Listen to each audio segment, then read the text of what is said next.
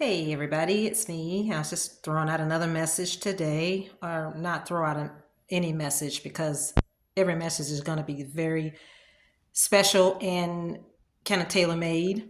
Um, it's a beautiful day out today. I'm happy that the sun is out here, and the weather, even though it's cold, it is still the sun. Is still a beautiful day out, and I love looking at the birds and things. Outside, so I may take a walk today. But I just wanted to say,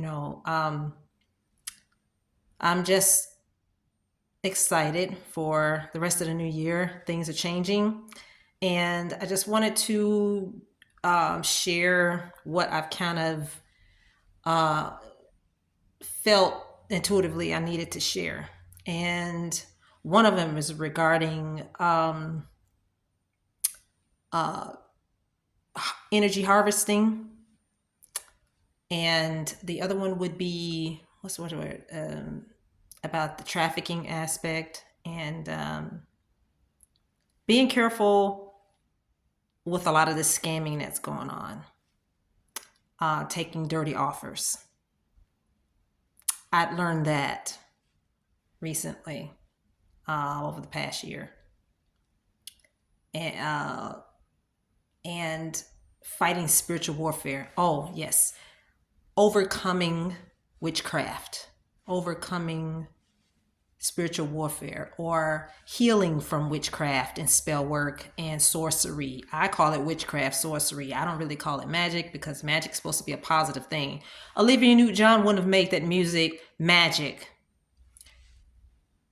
if it wasn't such a bad word, because it's not. And I don't agree with people in the community always saying it's magic, that they're doing on you. Basically, it's manipulation, it's deception, it's betrayal, it is sorcery, it is witchcraft, it is getting over on somebody, it's scamming somebody, it is trickery. And magic's supposed to be a positive thing. If you call it, I like to tend to differentiate and separate that aspect of spirituality, because there are certain people who have magical aspects about them. It's very ethereal. It's very ethereal and celestial. It's very heavenly.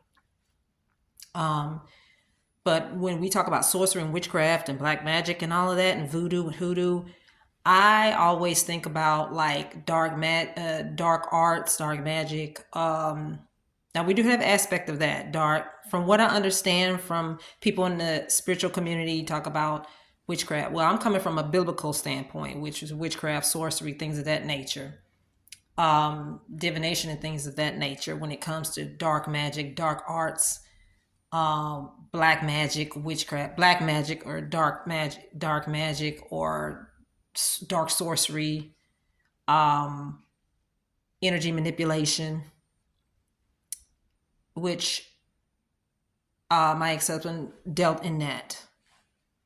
And I did not know that that was what it was called. I just knew it was just off. His energy was off when I met him. And now I have other terms to call it. But it is basically trickery, manipulation. And he was so, I know one of his favorite characters was Loki. And as you know, Loki was the god of trickery, Norse mythology.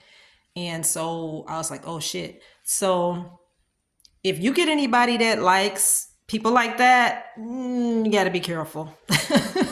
You got to be careful because that says a lot about them. But if if you are into someone, or you have relatives or strangers or anything that are into like that kind of stuff, trickery, then you best believe they might be involved in sorcery or witchcraft or manipulation, and they like that aspect of dark magic and things. So they will operate in that. Some may not know, and there are many that do know. And so they know they want to trick you. They know they can get over on you because they've done it to so many people. But with me, like many of you guys, and we're straight unicorns out here. we can pick up on that. We may pick up on it a little later than some may pick it up from afar, but in tuning your intuition and your discernment, you can point these people out and help others help them learn the signs to stay away from these people. Because once they get you in their grasp and you get involved in them and you have intimate relations with them, they are stripping you of your energy. They will strip you of your energy. I know what I'm talking about, okay? And drain you emotionally, spiritually, psychologically, financially. They will do all these things behind your back. It's a big betrayal. But staying out of the intimate aspects of it, you'll do fine. And that's why I am calling my brothers and sisters of the light, not the fake light. I'm talking about the real light. You know what I'm saying? To be mindful when people try to use that seduction, that temptation to try to reel you in sexually, lure you. Because a lot of times these people are trying to get you in a situation where they're going to try to traffic you. There's a lot of sex trafficking going on, human trafficking going on. It is a huge thing all over the globe. It's just pretty much sex slavery. It's just slavery in general. It's just modern slavery to me. And this is a bigger issue. And so I just want to try to give some sort of heed and warning to my soul tribe out there, whoever you may be, to watch your sexual energy, because that is your sacral chakra, and that is where the seat of creativity is supposed to be. And you need to protect that at all costs. Remain celibate until you meet the right person, the kingdom spouse you were meant to be with. That's when shit start happening. That's when the magic starts. That's when things get popping, okay? So you don't want to give your sexual energy to these toxic people who are indulging in all of this perversion, this sexual perversion, this sexual temptation and just seduction and trying to seduce you and things and putting on the love potions and things. And this is just something that I'm definitely trying to warn my soul tribe, my folks, that, and I'm not talking about color. I'm just talking about people who are in your spiritual family that got your back. They're not betraying you behind your back. Because I know I've been betrayed heavily by biological relatives and ex-friends and things, and ex-coworkers and strangers. The Lord has anointed me to be able to speak this truth. And as a truth teller and a truth seeker, yeah, I'm out here exposing these people that I have been in close proximity with, or even had in my own family members, or even just exes and things like this, that will use that to try and steal your abundance. And people don't realize that your sacral chakra, you look it up, is the seat of creativity. And when you withhold that from the wrong people, you can see your blessings unfold. Not immediately, but maybe not at that time, but you will, because you will be able to be clear to see, have more discernment, I should say. You will have more discernment in doing this, to stay away from nasty, perverted people who are into a lot of the sexual deviation and things like this. And because I know that I've been blessed to be spiritually pure in that aspect. And I would say one of my other superpowers is celibacy, because I've been celibate for a long time. And I'm happy to have that at this point because, and of course, I'm human, and we have issues that we deal with when it comes to that, and it is very hard. But self-control in that area, you'll be surprised. A lot of people will be people will admire you because of that self-control, and you kind of be looked at a little bit revered in a way, and it's like in awe, because they're like, "Wow, how did you do that? How did you accomplish that?" When people are having sex all over the place and just being reckless and careless with it, but it's the quality that you want. when it comes to stuff like that, because you can be able to hold your own. Is what I'm saying. You can hold your own when it comes to celibacy. You know what I'm saying? And this is just to just give you a boost of confidence and knowing that when you do that, then the divine will honor that. And know that you want quality. You want a quality divine partner, a divine spiritual partner, a kingdom spouse, as you used to say. And you want quality. You don't want quantity. You want quality. And you pretty much have one shot at this when it comes to spouses. So you want to be able to make sure that you choose the right one. And that takes discernment. So, in saying all that, I just want you to stay healthy in that area. Not just your eating right and diet and everything, but your sexual health is also very, very vitally important. Because, they have STDs and things out there, and you don't want that. You want to be able to have a clean bill of health. And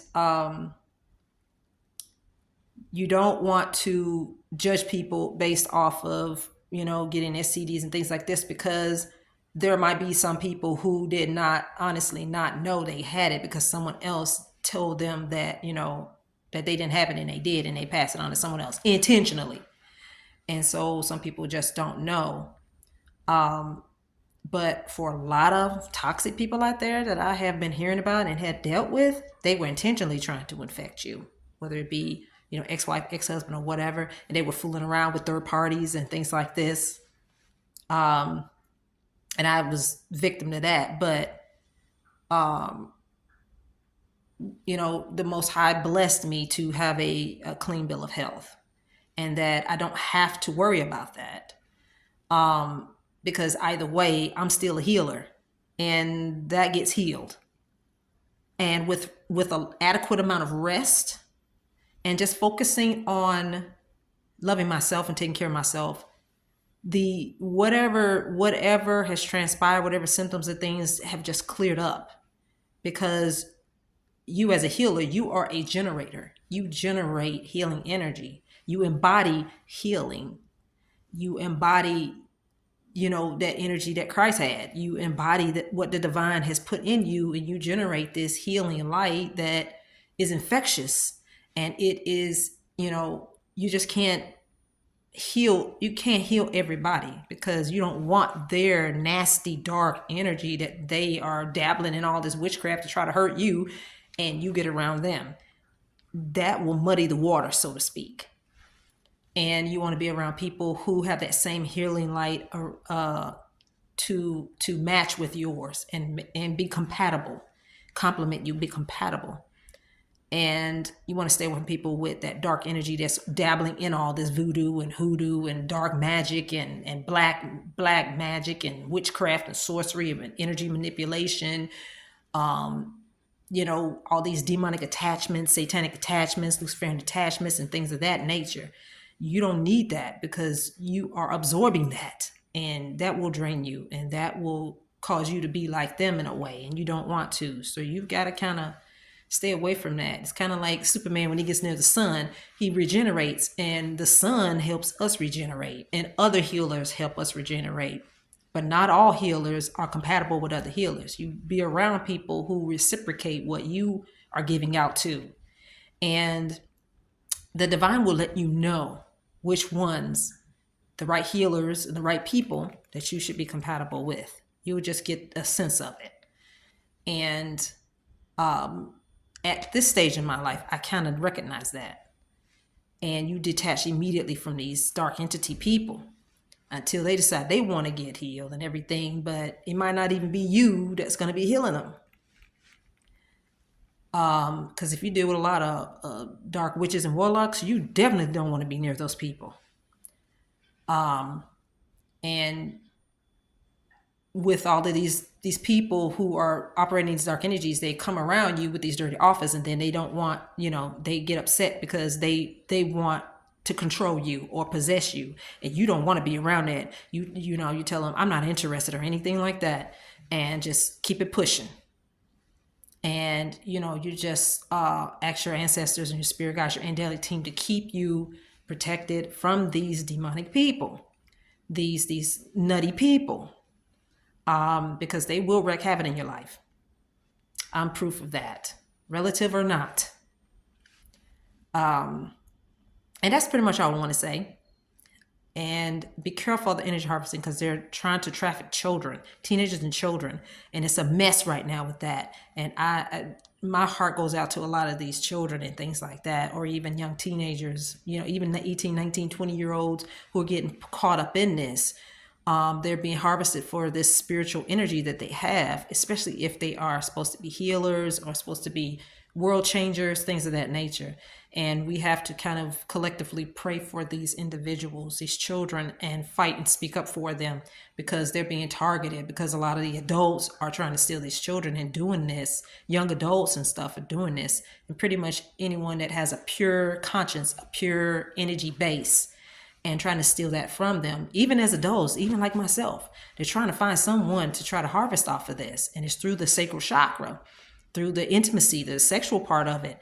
And, but at first, it starts with the psychology, the mental mind aspect of the mental fuckery, the mind games and things that they play to get them to be vulnerable, to let them have access, entry to that, to the sexual part. And I'm bringing awareness to this. Self-awareness right now is key, because coming from the background that I came from, with the devilish parents and things like that. So at this late stage in my life, I'm learning who I am, and I am who I am, and I'm very authentic in my orientation. And that my authentic self is to be, my authentic self is the orientation that I operate in, and it's very strong. And you have to be strong in who you are in order to combat these parasitic energy vampires that I've had to deal with all my life, exes, baby daddies, what have you. And I am making you all self-aware of this, because I know someone's going to try to steal this message, and I'm like, I don't give a rat's behind, because